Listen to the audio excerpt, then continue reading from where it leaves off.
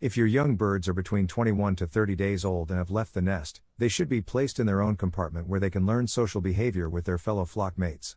Soon, their training will begin, which will include teaching them to return to the trap or entrance of the loft, come to your call, fly around the loft, learn where to perch, and where not to, such as on your neighbor's house, and eventually road training.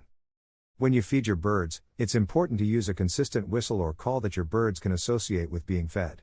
It's best to choose a method that other members of your family can also use.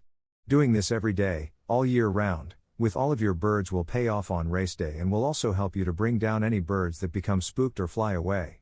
Once your young birds are active and able to perch higher up in the loft, it's time to introduce them to the outside world. However, it's important not to let them out on a full stomach and to make sure they are supervised, as hawks may see them as easy prey and cause a major setback. Additionally, if you wait too long to let them out for the first time, they may be too strong on the wing and may fly away before they can properly control themselves, which is a common cause of flyaways. The best way to introduce them to the outside world is to create a Sputnik cage on top of the landing board. This allows you to place them on the landing board and have them maneuver through your trapping system. It also allows you to let them out a little earlier while protecting them from predators like hawks. After a few days of learning the trapping system, you can let them out on their own. Once your young birds are comfortable in the loft and taking higher perches, it's time to start roof training. You can let them out on the roof without the Sputnik cage, as long as they aren't too strong on the wing. They will explore their new surroundings and peck at everything like curious toddlers. Make sure they are not let out on a full stomach. After a designated time, call them in for dinner. Don't put the full amount of feed in the feeder, as some birds may not come in and the first ones to the feeder may eat too much. The important thing is to get them trained to come in when called, so they can be disciplined to come in when needed for morning or evening training tosses, or quickly upon arrival from a race. Keeping a consistent routine is important for training. If you deviate from their routine, they will let you know. They will come find you if you miss a feeding time. When they're properly fed, they will try to get into the trap and get inside to eat. Some may be confused and walk to the edge of the roof where the walk-in door is located. Be patient, they will learn. You may have one or two stay out overnight, but after a few days, all young birds will know how to get inside the loft and trap. In this training section, the focus is on roof training for young pigeons. Before letting them out, it is important to ensure they are not too full and to supervise them to prevent hawk attacks. A Sputnik cage can be used to introduce them to the outside world earlier and protect them from predators. Once they are used to the trapping system, they can be let out on their own. When the pigeons are out on the roof, it is important to keep them on a regular feeding schedule to train them to come in when called. This is important for race day and for training.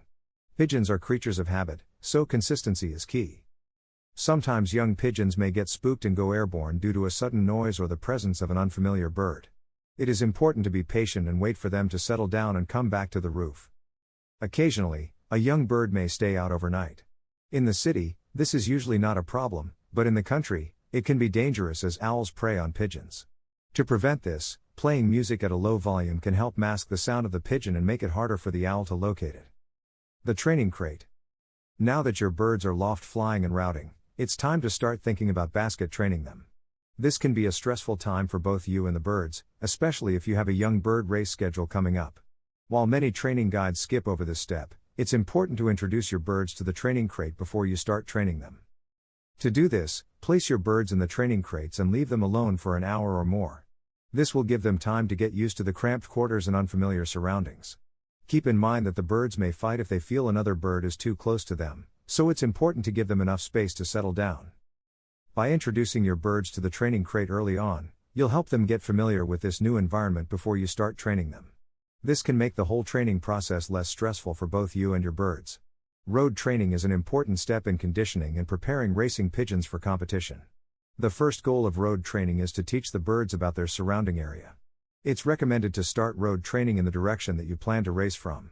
The second goal is to condition the birds gradually, building up their strength and endurance over time. To start, release the birds approximately 1 mile from the loft.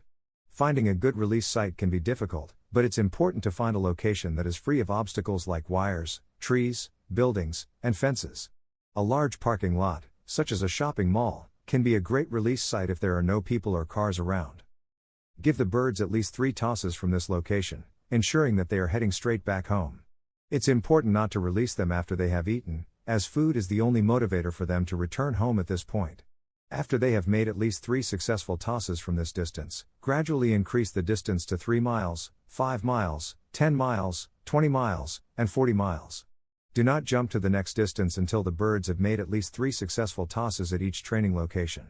This gradual increase in distance is known as the confidence method, as it builds the bird's confidence while also conditioning them for longer distances.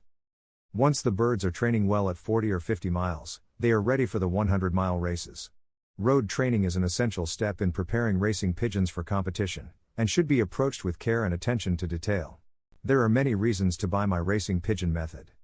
Here are some of the best reasons. You will get excellent results. It's a very simple system to use, it's affordable, I have had over 400 first prize winners, it's adaptable to any situation. You can use it with any racing method, natural, widowhood, young birds, it's a very effective method. There is no need to spend a lot of money on fancy pigeon products, it's a reliable system and it is foolproof to use. Professional athletes, race horses, take the same products. There is science behind this, not just hearsay. It is all to do with red blood cells and oxygen in the blood. Without that, a pigeon will not race well, or an athlete will not win a race. If he has low oxygen in his blood, the above is fact and is 100% science. There are a few things you can do to improve your chances of winning at racing pigeons. One of the most important things is to learn as much as you can about the sport. You'll need to know the different types of pigeons, how to train them, and how to race them. Another key factor is practice. You'll need to be able to fly your pigeons competently in order to win races. And, of course, you'll need to have the funds to invest in racing pigeons and other racing equipment.